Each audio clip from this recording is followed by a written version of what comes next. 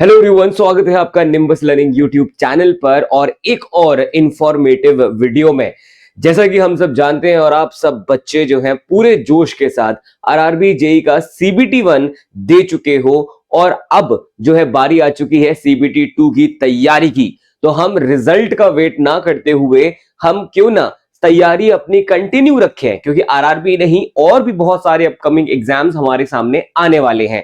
तो तैयारी शुरू करने से पहले हमें पता होना चाहिए कि कौन कौन से वो टॉपिक है जो हमें बिल्कुल भी छोड़ने नहीं है हमारे आरआरबी जेई के सीबीटी 2 के लिए। और ये वीडियो उन सभी टॉपिक्स के बारे में है, सिविल इंजीनियरिंग के हर वो सब्जेक्ट में से हर वो टॉपिक जो प्रीवियस ईयर के हिसाब से बार बार पूछे जाते हैं, वो मैं आपके लिए इस वीडियो में लेकर के आया हूं। फटाफट से स्टार्ट करता हूं मैं आपके लिए ये शानदार सा वीडियो। मेरे बारे में कुछ जानकारी है, वीडियो पॉज करके आप देख सकते हैं। अब मैं बता देता हूं आपको आरआरबी जेई का सीबीटी 2 जो होता है उसके बारे में। पहले एक बेसिक इंफॉर्मेशन जो हमें होना चाहिए, क्योंकि अब हम अगले स्टेज के लिए जाने वाले हैं। तो बेटा यहां पे एक बार हम समझ लेंगे इसको एक बार से। ओके, तो ये हमें पता चलता है यहां पर बेटा कि जो हमारा सीबीटी 2 एग्जाम है उसके अंदर कुल 150 नंबर, 150 मार्क्स, 150 मार्क्स आपको पूछे जाने वाले हैं, जिसमें से हमारे को टाइम जो मिलने वाला है वो मिलने वाला है 120 मिनट का वक्त आपके पास रहने वाला है। थोड़ा टाइम ज्यादा होता है फॉर डिसेबल अगर कोई कैंडिडेट्स हैं उनके लिए। इसके बाद टोटल नंबर ऑफ क्वेश्चंस जो रहेंगे वो 50, 150। क्या सारे के सारे टेक्निकल होंगे? जी नहीं, अभी आगे आएंगे हम उस पे भी। और मार्क्स जो रहेगा हर क्वेश्चन को, अगर आप सही, जिस भी सही क्वेश्चन को आप मार्क करोगे उसको आप मिलेंगे आपको 1 नंबर। यानी कि अगर आपने एक क्वेश्चन सही किया उसके लिए 1 नंबर, लेकिन अगर आप गलत करते हो तो 1/3 का नेगेटिव मार्किंग भी होगा। 3 क्वेश्चन गलत करने पे 1 मार्क्स कट जाएगा। इसको इस तरह से भी हम समझ सकते हैं। अब इसका बाइफरकेशन देख लेते हैं एक बार। ये 150 नंबर जो है उनका बाइफरकेशन कैसे है, कैसे बटे हुए हैं ये। टेक्निकल एबिलिटी, जैसे कि हम बात कर रहे हैं सिविल इंजीनियरिंग की, तो 150 में से 100 सवाल जो होंगे वो सिविल इंजीनियरिंग के होंगे। बाकी 15 क्वेश्चन रहेंगे जनरल अवेयरनेस के, फिजिक्स केमिस्ट्री के 15 क्वेश्चन, थोड़ा सा कंप्यूटर एप्लीकेशन के ऊपर भी सवाल आते हैं, 10 क्वेश्चन वहां से भी पूछे जाएंगे। और basic of environment and pollution control जो है उसके भी 10 सवाल देखने को मिलेंगे हमें आरआरबी जेई के सीबीटी 2 में। ठीक है सर, आगे बढ़ते हैं और अब बात करते हैं हम सब्जेक्ट के जो वेटेज है प्रीवियस ईयर के हिसाब से, उसका ऑन एन एवरेज कितने मार्क्स या कितने क्वेश्चन पूछे जाते हैं। हमारे सामने हम देख सकते हैं कि जैसे कि स्ट्रेंथ ऑफ मटेरियल है, यहां से 7 से 8 नंबर का जो आपसे है कंटेंट पूछा गया है, क्वेश्चंस पूछे गए हैं। तो आई होप आपको यहाँ पे समझ आ चुका होगा कि भाई एक अच्छा, एक इंपॉर्टेंट सब्जेक्ट हो जाता है strength of material. Fluid mechanics 5 से 6 नंबर का, पर्ट और सीपीएम 1 से 2 नंबर का, हाईवे से भी 3 से 4 नंबर के क्वेश्चंस पूछे गए हैं। स्ट्रक्चर भी वैसे ही है और आपका रेलवे भी उसी कैटेगरी में आएगा।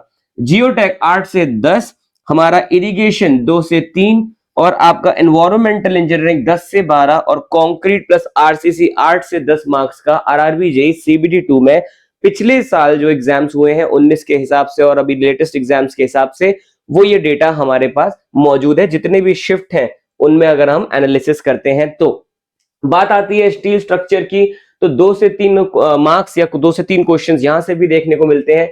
बिल्डिंग मटेरियल 10 से 15, कभी कभी एक आधा शिफ्ट ऐसी भी थी जिसमें ये नंबर 20 तक पहुंच गया था। ये 15 वाला नंबर 20 तक भी पहुंचा है कुछ कुछ शिफ्ट्स में, तो ये भी एक जानकारी हमें होनी चाहिए। एस्टिमेशन कॉस्टिंग 5 से 6, सर्वे 3 से 4 और इंजीनियरिंग ड्राइंग 5 से 6 नंबर का हमसे पूछा गया है। तो बेटा ये है सारे के सारे वो सब्जेक्ट्स के वेटेज जो आरआरबी जेई में पिछले साल पूछे जा चुके हैं, उस हिसाब से कितने कितने क्वेश्चंस आने वाले हैं या कितने कितने क्वेश्चंस आ चुके हैं हर शिफ्ट्स को अगर हम जोड़ते हैं उसकी जानकारी। तो ये हो गया सब्जेक्ट वाइज वेटेज। अब हम समझते हैं एक बार हर एक सब्जेक्ट से कौन कौन से टॉपिक ऐसे हैं जिनसे क्वेश्चन आ ही रहे हैं। एक से ज्यादा बार अगर सेम टॉपिक से क्वेश्चन आया है तो वो मैंने यहाँ पे कंसिडर किया है। ठीक है, मैंने वो टॉपिक कंसिडर किए हैं जिस टॉपिक से एक से ज्यादा बार क्वेश्चन पूछा गया है। क्वेश्चन हो सकता है कुछ और हो, अलग हो, लेकिन टॉपिक वही रहा होगा। सबसे पहले बात शुरू करूंगा मैं स्ट्रेंथ ऑफ मटेरियल से। यहाँ पे हम देख सकते हैं स्ट्रेंथ ऑफ मटेरियल में मैंने यहाँ पे अलग अलग कैटेगरी में डिवाइड किया टॉपिक को। तो बेटा स्ट्रेंथ ऑफ मटेरियल के सिंपल स्ट्रेस स्ट्रेन जो है और बेंडिंग ऑफ बीम जो है वहां से जो मल्टीपल टाइप्स क्वेश्चन पूछे गए, मल्टीपल बार क्वेश्चन पूछे गए हैं आरआरबी जेई में, सीबीटी 2 में, वो है हुक्स लॉ से काफी सवाल पूछे जाते हैं, इलास्टिक कांस्टेंट के रिलेशनशिप ईजी और के जो है इनसे रिलेटेड क्वेश्चंस आपसे डायरेक्टली पूछे जाते हैं, इनके आपस की रिलेशन, कॉम्पोजिट बार के डायरेक्ट क्वेश्चंस आते हैं और थर्मल स्ट्रेस के भी, और इलोंगेशन ऑफ स्टेप्ड बार का भी क्वेश्चन इनका फेवरेट क्वेश्चन है। बात करेंगे यहाँ पे बेंडिंग ऑफ बीम्स में, तो flexure formula, section modulus, flitched beam, unsymmetrical bending, जहां ये बहुत ही कम पूछा गया है अनसिमेट्रिकल बेंडिंग वाली चीज, लेकिन पूछी जा सकती है, पर इसको हम अनइम्पॉर्टेंट कैटेगरी में रखेंगे क्योंकि हम बात कर रहे हैं थोड़ा सा ऐसे टॉपिक्स जो ज्यादा बार पूछे गए हैं, राइट। क्वेश्चन इसमें क्या क्या पूछा जाता है, क्वेश्चन आपसे पूछे गए मैक्सिमम बेंडिंग स्ट्रेस से रिलेटेड, लोकेशन पूछ ली जाती है न्यूट्रल एक्सिस से रिलेटेड, बीम फेलियर लोकेशन पूछ लिया जाता है। तो ये वो चीजें हैं जो स्ट्रेंथ ऑफ मटेरियल में पूछी जाती हैं, पिछले सवालों में पूछे जा चुके हैं। शियर स्ट्रेस का डिस्ट्रीब्यूशन कई बार रेक्टेंगल वर्सेस सर्कुलर के बारे में पूछा गया है एग्जाम में, और मैक्सिमम शियर की लोकेशन भी आपसे डायरेक्टली पूछी जाती है, तो इसको तो आप याद करके डायरेक्ट भी आंसर दे पाओगे। टॉर्शन से पावर ट्रांसमिशन का फॉर्मूला, होलो शाफ्ट एडवांटेजेस के बारे में जानकारी ली है, और शियर स्ट्रेस का डिस्ट्रीब्यूशन यहाँ पे भी पूछा जाता है। तो ये वो टॉपिक्स थे सोम के, यानी कि स्ट्रेंथ ऑफ मटेरियल के, जहां से बार बार सवाल जो है पूछे गए हैं पिछले सालों में। अगले सब्जेक्ट पे चलते हैं और देखते हैं अगले सब्जेक्ट में हमारे पास है जियो टेक्निकल इंजीनियरिंग। जियोटेक की अगर हम बात करें तो यहाँ पे फेज डायग्राम रिलेशनशिप्स, यानी कि हमारा वॉइड रेशियो हो गया, पोरोसिटी हो गया, वाटर कंटेंट हो गया, स्पेसिफिक ग्रेविटी हो गया, इनके रिलेशन आपस में जो रिलेशंस हम पढ़ते हैं ना, ES बराबर WG, और इस तरह के गामा बराबर गामा डी बराबर गामा बाय 1/W, इस तरह के 1+W, इस तरह के जो रिलेशंस होते हैं वहां से सवाल पूछे जाते हैं। Degree of saturation, bulk density का रिलेशन मैंने अभी बोल भी दिया था, ये सारे क्वेश्चन पूछे गए हैं। कॉमन क्वेश्चन है find void ratio from water content and unit weight, मतलब 2-3 चीजें दी जाएंगी, तीसरी पूछी जाएगी। 3 चीजों का फॉर्मूला अगर अपने पास है, 2 चीजें दी जाएंगी, एक आपसे पूछी जाएंगी। इसके अलावा अगर हम बात करते हैं इफेक्टिव स्ट्रेस प्रिंसिपल, स्ट्रेस का वेरी इंपॉर्टेंट टॉपिक है बेटा, इसमें तरजागी का principle, seepage effect, quicksand condition, इसके भी क्वेश्चंस पूछे गए हैं पिछले सालों में। Mohr's Coulomb equation, triaxial test, direct shear test, और UUCUCD टेस्ट डायरेक्टली नहीं पूछेगा आपसे, यहाँ पे आपको कंडीशंस देगा और पूछ लेगा कि इसमें इस कंडीशन में कौन सा टेस्ट हमें यूज करना चाहिए, तो उसके लिए हमें कीवर्ड्स पता होने चाहिए, उन कीवर्ड्स के हिसाब से कौन सा टेस्ट सबसे ज्यादा सूटेबल है वो हमें चूज करना होगा। ये मैं अपनी क्लास में भी रोज बताता हूँ, जो रात को 9 बजे क्लास लेता हूं मैं हर दिन, उसमें मैंने कल भी एक क्वेश्चन ऐसा कराया है जिसमें मैंने आपको बताया कैसे कीवर्ड्स को ढूंढ करके उन कीवर्ड्स के मायने क्या है वो समझ के उन मायनों के हिसाब से कौन सा टेस्ट हमारे लिए सबसे यूजफुल होगा उसको हम चूज करते हैं ऑप्शन में से, जब भी इस प्रकार का सवाल पूछा गया है। इसके बाद अर्थ प्रेशर थ्योरी हो गई, जिसमें Rankine theory, active passive pressure, pressure diagram और पॉइंट ऑफ एप्लीकेशन। और कंसोलिडेशन की अगर हम बात कर रहे हैं तो वहां पे settlement, time factor, degree of consolidation, double drainage concept से क्वेश्चन पिछले सालों में पूछे गए हैं। डायरेक्ट क्वेश्चन हैं तो इसमें ज्यादा आप लोगों को कॉन्सेप्ट में फंसने की दिक्कत नहीं आएगी। अगला आता है एनवायरमेंटल इंजीनियरिंग, काफी बड़ा सब्जेक्ट है लेकिन मार्क्स भी इससे काफी ज्यादा पूछे गए हैं पिछले साल। तो यहाँ पे 2 चीजें होती हैं, एक वाटर सप्लाई और एक वेस्ट वाटर, रॉ वाटर और वेस्ट वाटर। अगर रॉ वाटर की बात करूं तो यहाँ पे जितने भी पॉपुलेशन फोरकास्टिंग के मेथड हैं उसके फॉर्मूले आपको डायरेक्टली पता होने चाहिए, और जो इजी टू सॉल्व है उसके आपको क्वेश्चंस को भी सॉल्व करना है। डिमांड कैसे कैलकुलेट करते हैं वो पता होना चाहिए। सेडिमेंटेशन टैंक के डिजाइन के बेसिक, डिटेंशन टाइम हो गया, ये सारी चीज हो गया, सबके डिटेंशन टाइम आपको पता होने चाहिए जितने भी हम मेथड यूज करते हैं यहाँ पे। कोगुलेशन प्रिंसिपल क्या होता है, फिल्ट्रेशन रेट क्या होता है, डिसइंफेक्शन में क्लोरीनेशन और स्पेशली क्लोरीनेशन में ब्रेक पॉइंट क्लोरीनेशन के सवाल मल्टीपल बार पूछे जा चुके हैं अलग अलग शिफ्ट में। उसके बाद वेस्ट वाटर की बात करूं तो BOD calculation, COD versus BOD difference, activated sludge process, trickling filter, sludge digestion, ये सारी चीजें। और काफी कॉमन सवाल जो 3 बार पूछा जा चुका है अलग अलग जगहों पे वो है बीओडी बताओ रिमेनिंग आफ्टर फ्यू डेज। तो ये जो है आपसे सवाल कभी अल्टीमेट बीओडी दे देगा, कभी बीओडी 5 दे देगा, इस तरह से आपसे क्वेश्चन पूछे गए हैं पिछले साल में एनवायरमेंटल इंजीनियरिंग में। इसके अलावा एनवायरमेंटल इंजीनियरिंग में एयर पोल्यूशन और हमारा सॉलिड वेस्ट मैनेजमेंट भी आ जाता है। तो एयर पोल्यूशन में हमसे प्राइमरी वर्सेस सेकेंडरी पोल्यूटेंट पूछा जा सकता है, तो हमें पता होना चाहिए प्राइमरी पोल्यूटेंट के एग्जाम्पल, सेकेंडरी पोल्यूटेंट के एग्जाम्पल, मल्टीपल बार पूछा गया है। फिर यहाँ पे कुछ हमारे कंट्रोल डिवाइसेस हैं, साइक्लोन सेपरेटर है, ESP है और हमारा स्क्रबर है, जिनके क्वेश्चंस डायरेक्टली आए हैं। AQI यानी कि एयर क्वालिटी इंडेक्स कॉन्सेप्ट और इसकी रेंज के हिसाब से कौन सी कैटेगरी में लाई कर रहा है हमारा AQI, वो हमको बताना होता है। सीवियर है, हजार्ड है, पुअर है, बैड है, क्या है। सॉलिड वेस्ट मैनेजमेंट में जो सवाल पूछे जाते हैं वो कंपोस्टिंग, इंसिनरेशन या फिर सैनिटरी लैंडफिल से ज्यादा पूछे जाते हैं। इस पूरे सब्जेक्ट के अंदर जो क्वेश्चंस थे वो कुछ मोस्टली थ्योरी थे, लेकिन छोटे मोटे न्यूमेरिकल भी पूछे जाएंगे, इसीलिए हम कोई भी फॉर्मूला है कुछ भी है उसको हम मिस नहीं करेंगे। ऐसा फॉर्मूला जो डायरेक्टली यूज करके आंसर आ सकता है। मेजॉरिटी जो ऐसे फॉर्मूले हैं, बड़े फॉर्मूले जो है जिनमें कैलकुलेटर्स चाहिए, जिनमें क्वाड्रेटिक इक्वेशन बन जाएगी, क्यूबिक बन जाएगी, उसमें आपको पढ़ने की जरूरत नहीं पड़ेगी और डिजाइन में भी आपको जाने की जरूरत नहीं है।